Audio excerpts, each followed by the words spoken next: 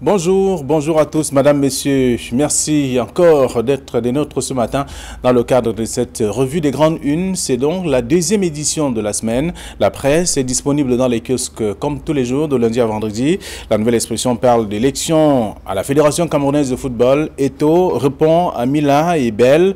D'ailleurs, le footballeur international camerounais évoluant au poste d'attaquant vient de réagir suite aux déclarations de Roger Mila, ancienne gloire du football camerounais, et Joseph-Antoine Bell, candidat à l'élection au poste de président de la Fédération camerounaise de football.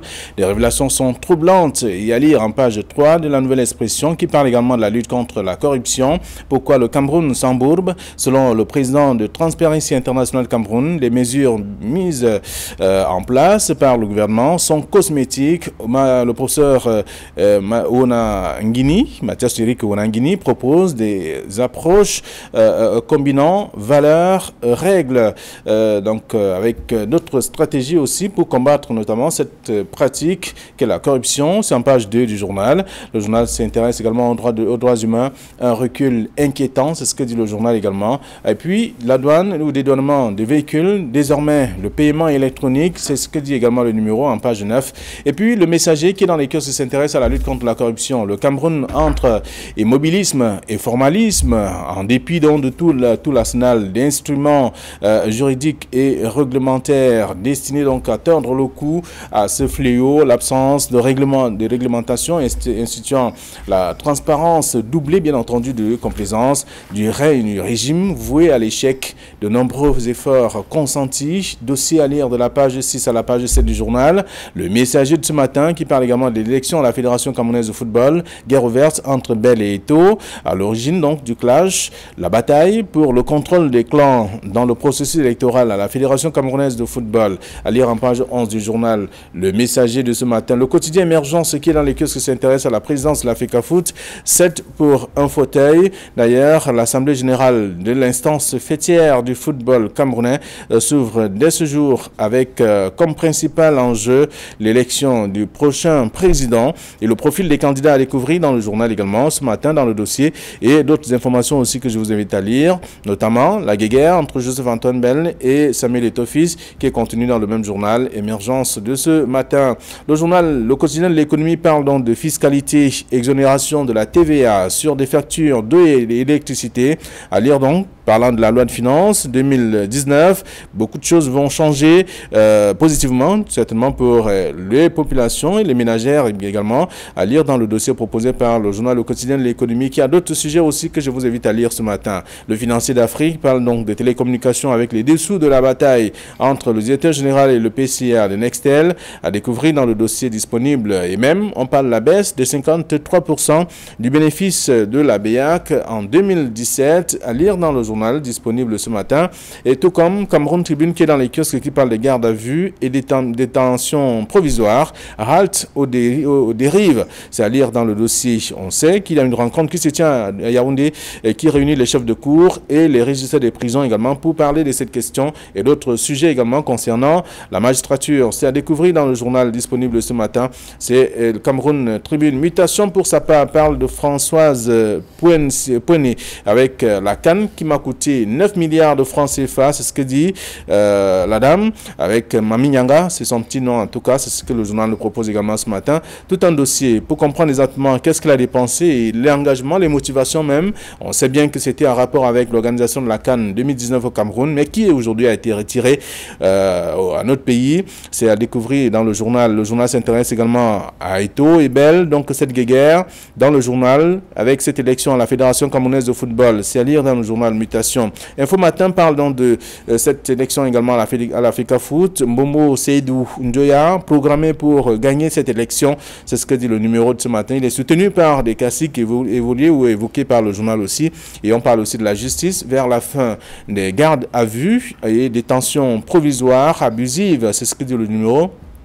En page 4 de ce journal, le journal Le Soir hebdomadaire qui est dans les kiosques parle de retrait de la CAN 2019, l'histoire des tontons flingueurs, à lire dans le numéro. Donc les membres du gouvernement qui sont aujourd'hui, qui se mordent dans les queues parce que chacun voudrait défendre sa chapelle. C'est à lire dans le dossier proposé par le journal Le Soir hebdomadaire sur cette question. Et puis l'affaire Nextel également, que cherche vraiment les Vietnamiens au Cameroun? C'est une question à la réponse et à découvrir dans le numéro disponible ce jour. Voilà ce que la presse nous propose, celle que nous avons reçue à notre rédaction. Ils sont déjà sur ce plateau, nos deux panélistes. Bonjour. Bonjour Flavien, bonjour à Camille. Exprès, je n'ai pas prononcé votre nom. Ah, bonjour Flavien. Bonjour Flavien, bonjour à Camille, bonjour à nos téléspectateurs. Merci de m'avoir convié comme tous les mardis à ce plateau. Merci d'être là. Camille Nélé, bonjour. Fabien Vallon, bonjour. Donald Briskanga, bonjour. Bonjour aux téléspectateurs d'Equinox Télévision. Avec vous, des sujets, et pas des moindres en tout cas, traités par la presse ce matin. Vous voyez bien qu'on parle de la Fédération camerounaise de football, l'élection à cette instance fêtière du football, qui secoue et qui fait le tour des tabloïds. La nouvelle expression qui parle des taux qui répond à Mila et Belle Joseph Antoine. C'est en rapport avec ce grand rendez-vous. Et aussi dans la plupart des tabloïds, aussi tout comme le Messager qui parle donc de guerre ouverte entre Belle et Eto'o concernant l'élection à la Fédération camerounaise de football. Cette histoire qui fait le buzz dans les réseaux sociaux et dans les journaux depuis quelque temps est une histoire que moi je qualifie sans embâche de bête et de pas amusante du tout. Elle n'est pas amusante. Il est vrai que certains se délectent de cela et estiment qu'elle peut faire vendre les journaux. Mais moi je pense qu'une chose aussi sérieuse que l'élection du président à la tête de la Fédération camerounaise de football ne doit pas se transformer en un ring de boxe où les uns prennent les autres pour des punching balls.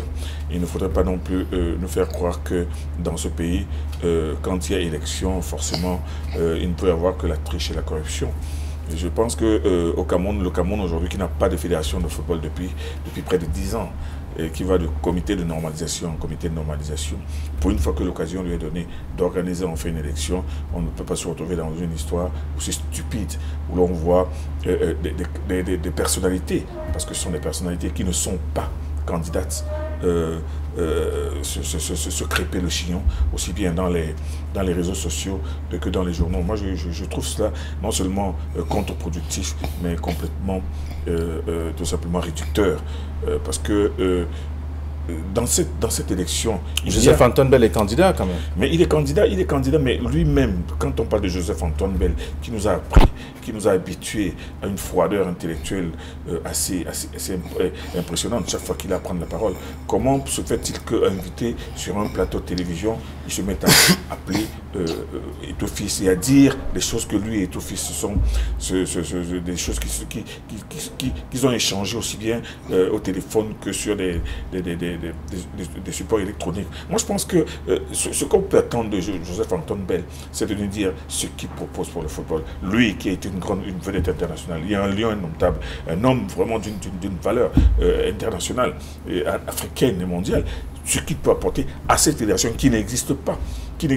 C'est avec des gens comme Joseph Antoine Bell qu'on peut se dire que bon, maintenant voilà, lui qui connaît tant le football, lui qui a tant pratiqué le football, il sait ce qui manque au football, il sait pourquoi une fédération de football ne peut ne pas exister dans un pays normal. Alors quand ça dérive plutôt pour des histoires où oh, il m'a proposé ceci, il m'a proposé ça, moi je pense que c'est enfantin à la limite. Et ce qui a suivi avec maintenant l'intromission de Roger Mila là-dedans et la réaction d'Eto'o, et maintenant, bien évidemment, avec toute la cuisine qui se fait autour de cette affaire, moi je trouve que c'est tout simplement rétrograde, c'est dégradant, et c'est réducteur pour notre football qui a besoin d'autre chose que de chicane et de cancan. Est-ce que les titres ne sont pas exagérés lorsqu'on parle d'Eto'o qui répond à Mila et Bell? Ça c'est dans la nouvelle expression. Le Messager qui parle des guerres ouvertes entre Bell et Eto'o, par exemple. Non, les titres ne sont pas exagérés. La presse rend compte de cette bataille pour le contrôle de la Fédération camerounaise de football. Tout est parti ce week-end d'un débat télévisé où Joseph Antoine Bell rend compte d'un entretien qu'il aurait eu avec Samuel Eto'o-fils, qui lui proposerait de postuler plutôt, alors de se faire coopter pour le poste de directeur technique national, et Samuel Eto'o-fils a répondu en estimant que c'est Bell qui lui avait demandé de mener les tractations pour qu'il arrive à ce poste-là. Alors tout cela nous permet tout simplement de nous rendre compte qu'on n'est pas encore retourné au football. On est encore dans la boxe, comme disait Camille tout à l'heure. On est encore dans la boxe, et c'est d'autant plus désolant pour ceux qui observent le mouvement sportif national que cela vient des personnes qui jusqu'ici bénéficiaient d'une certaine crédibilité, dont le profil et le parcours avait des éléments sur lesquels on pouvait espérer sortir de l'ornière au sein de la fédération camerounaise. On n'en a pas une depuis 5 ans, depuis 2013, depuis la chute du président, l'ancien président Yahya Mohamed. C'est un peu trop pour un pays qui projetait d'organiser la Coupe d'Afrique des Nations 2019, qui n'a pas de fédération depuis 5 ans. L'Assemblée générale élective s'ouvre ce matin avec le bilan d'abord du comité de normalisation, ensuite l'élection demain. Ces batailles qui sont en cours montrent tout simplement que on est peut-être parti pour ne pas sortir du tunnel, ce tunnel qui est attendu depuis plus de 5 ans, comme je le disais. On est tout simplement déçu de voir que des personnalités du monde du football respectées en viennent à des prises de position aussi sévères, aussi discordantes. Alors, on dit, pour un processus qu'on espère. Ce qui est contenu dans la presse ce matin, notamment le messager, c'est pour le contrôle, c'est la bataille pour le contrôle de ce processus électoral à la Fédération camerounaise de football. Chacun voudrait avoir une mainmise, être capable de dire c'est moi qui gère la structure désormais. Oui, ce n'est pas en soi mauvais d'avoir des ambitions, de vouloir gérer la FECAFOOT, sauf que rassurons-nous que les textes sont respectés, rassurons-nous que nous y allons pour l'intérêt du football, ce sport roi qui a tant besoin de sérénité, de calme, de personnalité crédible, de compétences et d'intérêt général. Parce que dans tout ce qui se passe, nous avons le sentiment qu'il s'agit des intérêts personnels. Et ça, ce n'est pas pour servir ce football qui a les pieds à genoux aujourd'hui. Très bien. Alors, dans le journal Émergence également, Joseph-Antoine Bell et Samuel Eto'o-Fils qui s'étripent. En tout cas, c'est ce que dit le journal également sur cette question. En faisant le tour de la presse ce matin, le sujet fait jaser. Et là, plusieurs tabloïds sont revenus sur cette question également. On peut lire dans la plupart des journaux. Alors, parlant de cette élection proprement dite, il y a l'Info Matin qui dit Mobo Seydou Njoya, programmé pour gagner. Il est soutenu par Samuel Eto'o et Api. Mais est-ce que c'est Samuel Eto'o et Api qui votent? Nous savons très bien qu'il y a un collège électoral. Il y a un certain nombre de personnes bien précises qui vont glisser leur bulletin de vote. C'est pas Samuel Eto'o, c'est pas Roger Mila, il y a un collège qui est là. Et de deux, moi je pense que, comme je l'ai dit tout à l'heure, dans les journaux, si ça fait autant de buzz dans les journaux, c'est parce que les gens veulent vendre du papier. Les gens savent que quand on parle de fédération de football, qu'on parle de football, déjà que nous-mêmes, nous sortons d'une grosse déconvenue. Bon, maintenant, il faut bien qu'on se mette autre chose sous la dent.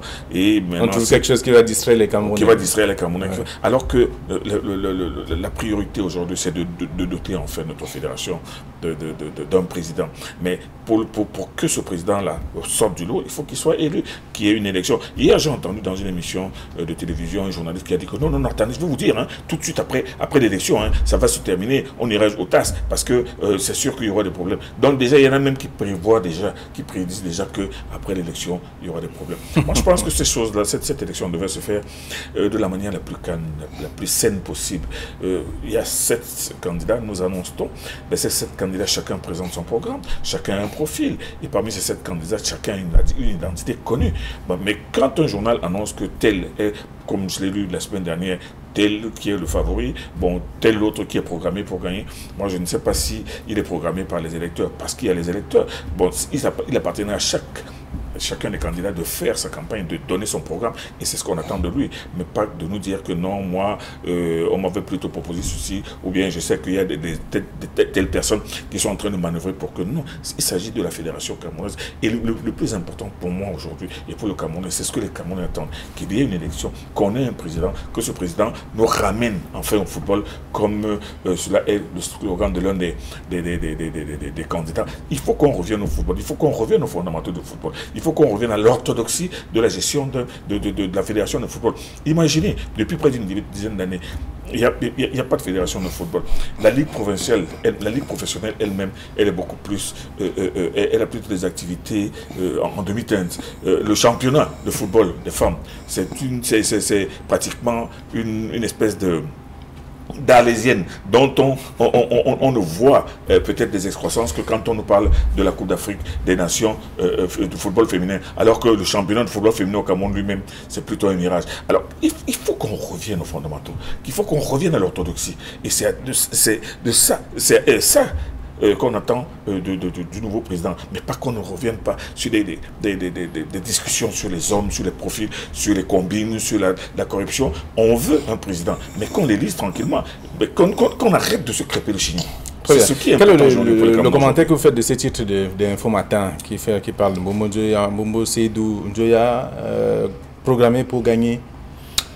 Bon, ce que je peux en dire, c'est que dans toute élection, il y a un favori. D'accord? Dans tout scrutin, même dans les États, dans chaque élection, il y a un favori. Sauf que j'ai parcouru l'article d'Info Matin en question. Info Matin s'appuie sur la proximité entre Samuel Eto'o-Fils et le président du comité de normalisation. S'appuie sur un certain nombre d'affinités entre les différents acteurs. Ce sont des éléments qu'il faut en tenir compte.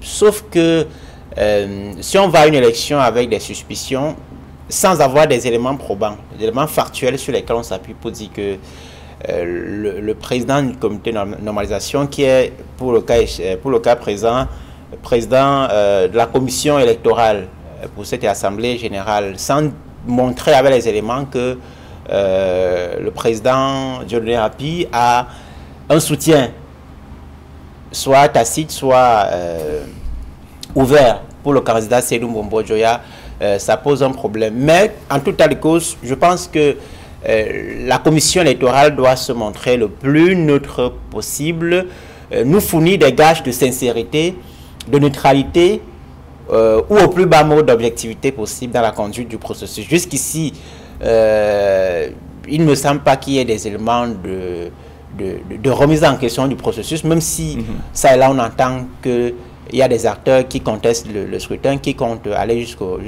tribunal arbitral du sport sur bien avant même le scrutin. Sur les questions comme l'introduction. Mais Abdourahmane l'avait déjà annoncé, il a annoncé. Oui, que lui, il va poursuivre. Je parle seulement d'Abdourahmane entre autres. Mais lui c'est un malade du tribunal. On dirait que c'est tout ce qu'il a fait dans la vie. Ces acteurs qui estiment qu'au niveau local, on n'a pas fait voter les corps de métier, les arbitres, les entraîneurs, ainsi de suite, et qu'au niveau fédéral, on ne peut donc pas avoir les corps de métier. La loi de 2011 sur l'éducation physique et sportive a été révisée au Parlement lors de la dernière session pour justement introduire les corps de métier dans le processus. Je pense que... Mais vous savez pourquoi certains corps de métier n'ont pas pu faire partie de la commission? Les acteurs doivent fournir les gages de sincérité pour montrer qu'ils n'ont pas de parti pris pour qu'on en sorte définitivement. Mais il faut aussi que ceux qui sont en face ne fassent pas preuve de soupçons sur la base de rien. Lorsqu'on est président d'une institution, on a la caution morale pour le cas présent, pour mener le processus. Il faut qu'on montre aux yeux du monde et de tous les Camerounais qui attendent de cette élection qu'on n'a pas de parti pris, et aux acteurs qui sont incriminés de montrer qu'ils n'ont pas de parti pris en organisant une élection irréprochable. Mais Donald Brice, je ne vois pas jusqu'à présent ce qui peut donner la sensation à qui que ce soit que Maître Hapi pourrait avoir des penchants ou bien une prédilection pour tel ou tel candidat. Moi, je ne vois pas pourquoi les gens sont en train d'estimer que le président du comité électoral aurait une préférence pour tel ou pour tel. Est-ce que ça ne fait pas partie des animations de la presse? Non, mais c'est une mauvaise animation. C'est une animation malsaine. Moi, je pense que l'essentiel aujourd'hui, c'est qu'on aille à cette élection sans préjugés, sans que les gens commencent à estimer que non, toi, tu es soutenu par tel, toi, tu serais soutenu par tel. Et de toutes les manières, il y a un collège qui vote. Ce n'est pas le président qui vote. Moi, je dis, il ne faut pas... Vous savez, il ne faut pas... dans un processus électoral, lorsqu'il y a des greffes, il faut en parler. Il faut pas dire que non, vous agitez pour rien, machin. Non, il faut en parler, il faut discuter. Lorsque, dans un processus électoral, des acteurs posent des préoccupations, des dénonciations, il faut les rassurer. Il faut fournir des gages de sincérité, comme je disais. Mais il faut surtout montrer que, au-delà des soupçons, des suspicions, des a priori, il y a les faits, et les faits, c'est qu'on attend un processus crédible, transparent, un processus pendant lequel on voit bien que les acteurs se démarquent et font preuve de sincérité. Très bien. Alors, on va faire le tour quand même, en tout cas pour ceux qui ont la possibilité d'acheter des tabloïds ce matin et être au parfum de l'actualité. C'est donc Info Matin qui parle d'un Mbumbo Seydou Njoya programmé pour gagner, avec des soutiens évoqués également par le journal. Le journal reste sur cette question, donc vous pourrez parcourir l'article. Et puis on parle de la lutte contre la corruption avec le messager de ce matin, le Cameroun entre immobilisme et formalisme, la nouvelle expression qui parle également du même sujet, parle de pourquoi le Cameroun s'embourbe. Le Cameroun ne s'embourbe pas, le Cameroun est embourbé depuis très très longtemps. Il est embourbé depuis très longtemps. Mais vous savez, je me demande même si les gouvernants eux-mêmes réalisent que la responsabilité de cette sorte d'enlisement permanent vient même non seulement de nos propres institutions, mais de nos propres règlements. L'article 66 du Code de la Constitution a mis en exergue et a écrit en gros caractère la déclaration préalable des biens. Personne n'a jamais déclaré des biens. Est-ce que vous ne pouvez pas imaginer le nombre de ministres qui, sortis de pratiquement nulle part, mais en quelques temps, ont des hectares de terrain dans leur village, ont des châteaux faramineux. Ils ont maintenant, leur meilleur truc maintenant, c'est des plantations. Ils ont des plantations de cacao, de café, des étangs piscicoles.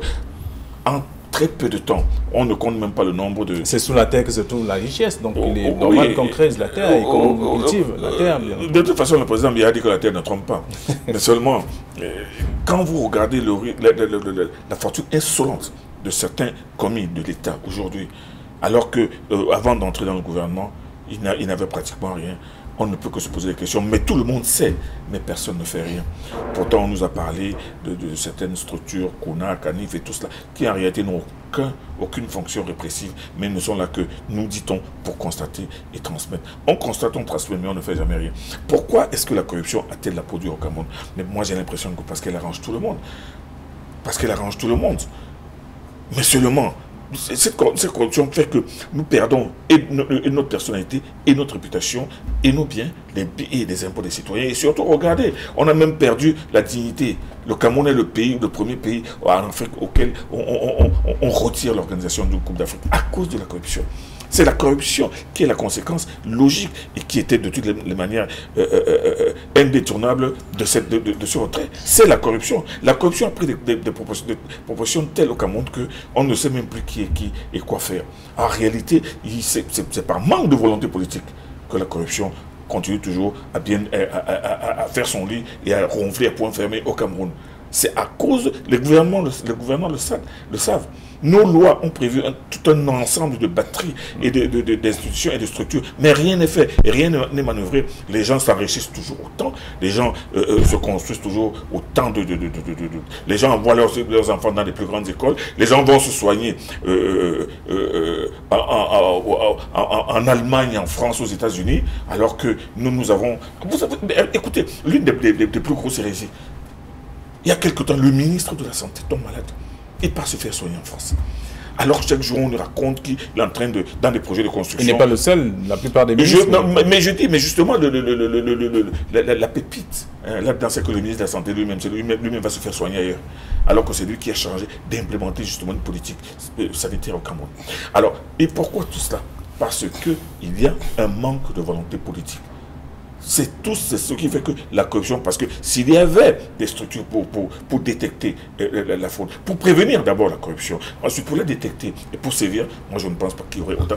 Allez dans les chiffres, allez me sortir tout ce que vous montrez et toutes sortes de considérations savantes. La réalité, elle est triviale et simple. C'est un manque de volonté politique qui fait que le Cameroun soit engoncé et enfoncé dans la corruption. Très bien. Alors puisqu'on parle de corruption, la lutte contre la corruption, pourquoi le Cameroun s'embourbe? Ça c'est la nouvelle expression. Le messager parle donc du Cameroun entre immobilisme et formalisme. Il y a bien, on a lu dans la presse il y a quelques jours simplement qu'il y a le président même de la CONA qui allait implorer la grâce divine pour un changement de mentalité des Camerounais. Donc ça va un peu plus loin déjà. Vous voyez que c'est un peu comique ce que l'on a pris. Non, Camille disait que la corruption arrange tout le monde. Non, la corruption n'arrange pas tout le monde. En tout cas, ça ne m'arrange pas. Et ça n'arrange pas beaucoup de Camerounais. Sinon, comment comprendre qu'on soit dans un pays où on n'a pas d'eau, pas d'électricité, pas d'école bien construite, équipée, et qu'on perd 2500 milliards entre 2016 et 2017, d'après un rapport de la Commission nationale anticorruption dont vous parliez. Non, la corruption arrange un certain nombre de personnes, parmi lesquelles les premiers responsables dirigeants de ce pays, qui ont refusé délibérément de ratifier l'article 66 de la Constitution de 1996. Rappelons qu'il suffit d'un texte du chef de l'État tout à l'heure à 13 h pour que ce texte rentre en vigueur. C'est-à-dire que lorsqu'on vous nomme ministre, directeur général, membre du gouvernement et assimilé, vous dites voici ce que j'ai. Et lorsqu'on vous débarque de cette fonction, vous dites voici ce que j'ai eu pendant que j'étais en fonction. Et si on voit qu'il y a un écart beaucoup trop important et surprenant entre ce que vous avez et votre train de vie au moment où vous entrez et le train de vie actuel, on ouvre une enquête sur vous. Non, le jour où les responsables de ce pays décideront que la corruption va finir, j'allais dire, va être réduite à sa plus simple expression, ce sera fait. Ce jour-là n'est pas encore arrivé, attendons. Alors, quelqu'un d'autre a dit qu'il faut raser tout le Cameroun et reprendre tout à zéro, parce que la corruption se voit à tous les niveaux. Un enfant à qui vous dites va me puiser de l'eau, il vous dit vous allez me donner quoi par la suite. Ça commence par là. Il faut négocier, il faut des gestes qui vont dans le même sens. C'est très grave, Flavien Malondongo, c'est très grave, mais vous avez le côté comique que vous m'avez fait sortir tout à l'heure là en parlant de M. Massigams, qui est le patron de la CONAC, hein, c'est la CONAC, la CONAC qui fait le tour du Cameroun pour parler de la corruption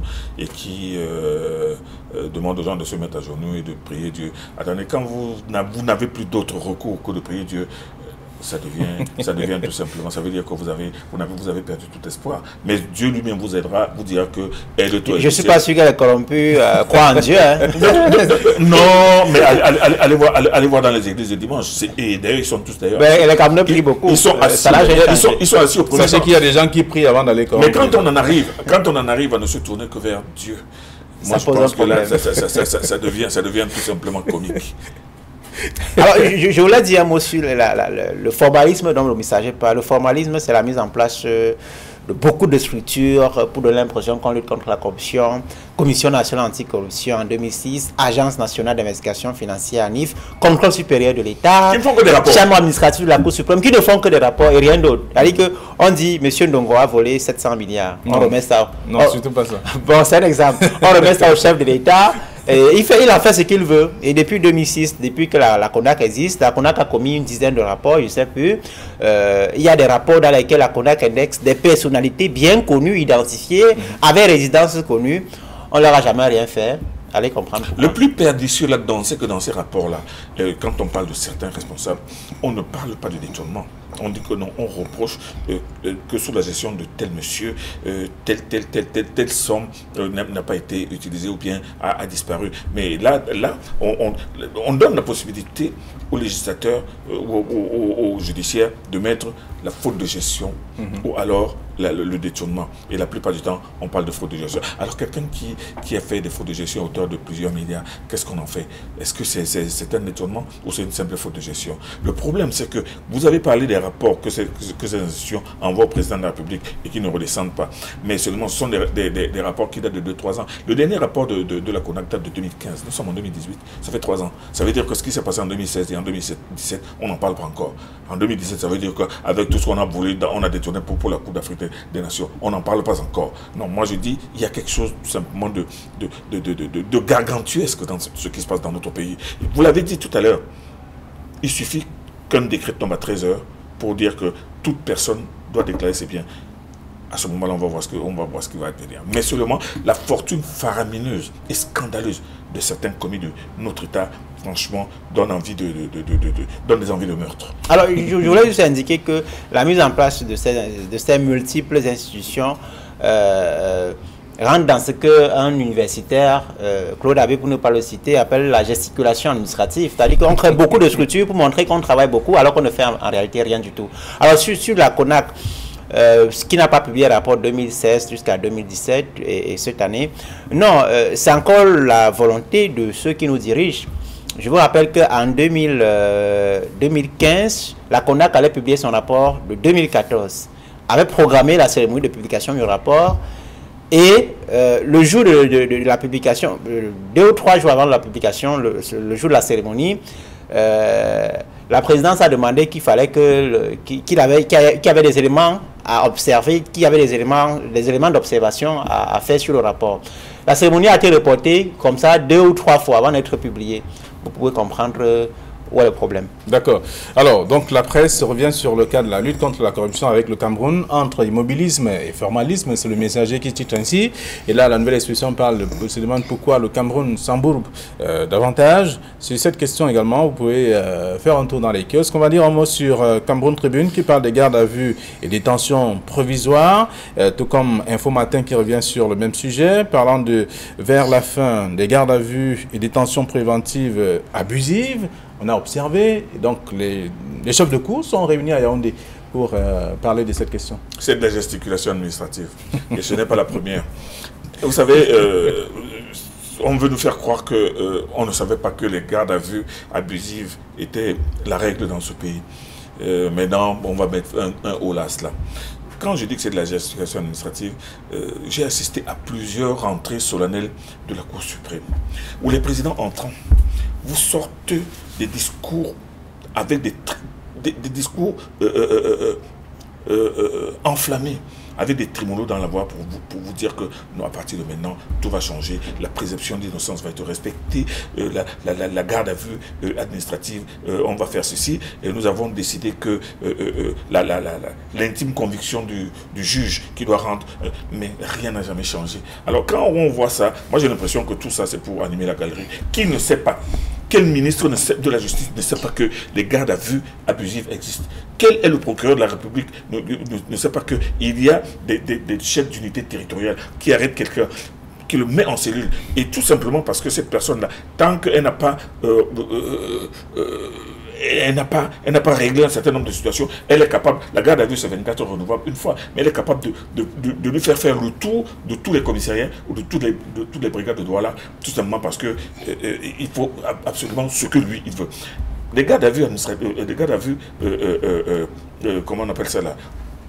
Les gardes à vue abusifs existent, ont toujours existé. Tout le monde le sait. Bon, mais maintenant, pour mettre à faire cela, c'est d'un texte que nous avons besoin. Ce n'est pas d'un discours, ce n'est pas d'une réunion. Un texte immédiatement, parce que quand les chefs de cour se réunissent comme ça, quand les magistrats se réunissent, ils disent ok, au sortir de là, on sort un truc qui sort à midi et maintenant qui réglemente cela. Mais allez voir dans les brigades de gendarmerie et dans les commissariats, certains commissariats de police de Douala. Vous allez voir que c'est un truc qui est pratiquement une règle et que c'est les patrons justement, les patrons de ces unités, qui sont les acteurs principaux de ces abus. Mais espérons seulement ou attendons de voir qu'après cette réunion, qu'on nous sorte des textes qui, non seulement mettent fin à cela, mais qui donnent la possibilité de poursuivre les responsables de garde à vue abusifs. Alors, halt aux dérives, c'est ce que dit Cameroun Tribune, parlant des gardes à vue et détentions provisoires. Info Matin qui traite également de cette question. Est-ce que c'est pour annoncer des lendemains meilleurs? Non, c'est un catalogue de bonnes intentions. Et vous savez, ce type de questions, la question de liberté d'expression, dépendent fondamentalement de la nature du système politique auquel on a fait face. C'est-à-dire que si vous avez fait un système qui est hostile aux libertés, à l'expression de la liberté publique, n'attendez pas que la fin des gardes à vue soit prononcée, comme dit Info Matin ce matin.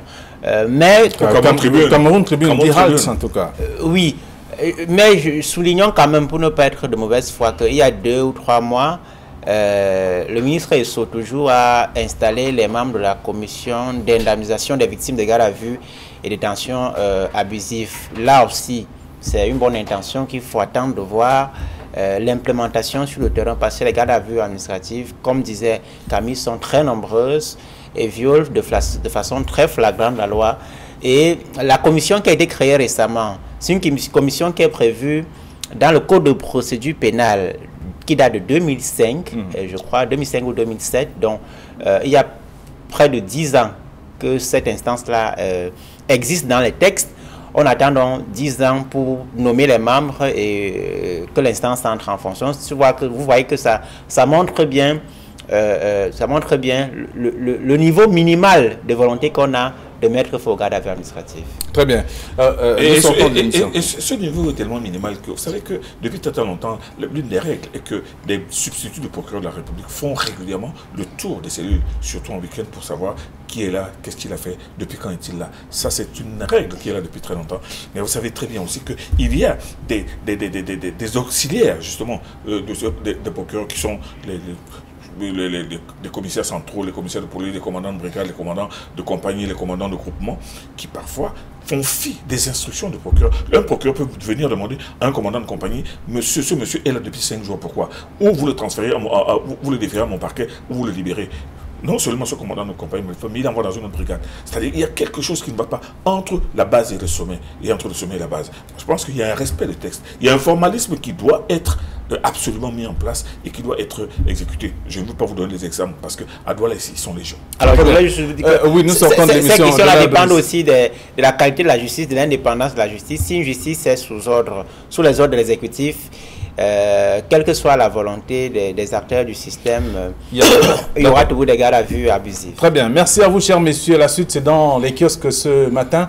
Vous aurez l'occasion de parcourir les tabloïds et être au parfum de l'actualité. Bonne journée à vous. À demain, 9h20 sur Equinox.